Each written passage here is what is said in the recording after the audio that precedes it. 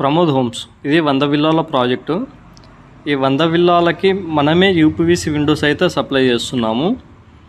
ఈ ప్రాజెక్ట్లో ఒక విల్లా నంబర్ 53 వచ్చేసి యూపీవీసీ విండోస్లో కొంచెం డిఫరెంట్ అన్నట్టు.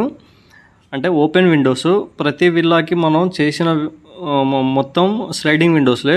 ఈ ఒక్క 53 నంబర్ విల్లాకి వచ్చేసి ఓపెన్ విండోస్ అయితే చేశాము.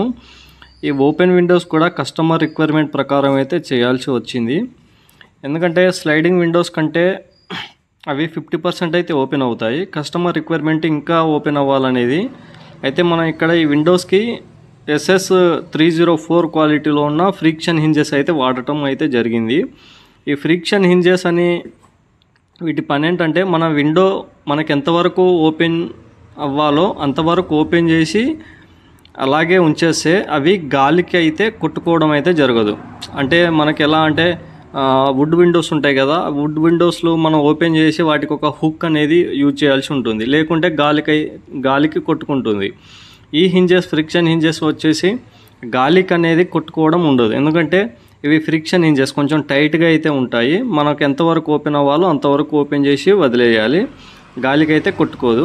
సో స్లైడింగ్ విండోస్ బెటరా ఓపెన్ విండోస్ బెటరా అంటే స్లైడింగ్ విండోస్ మెయింటెనెన్స్ కొంచెం ట్రాక్లు ఉంటాయి కదా, క్లీన్ చేయడం కొంచెం ఇబ్బందిగా ఉంటుంది.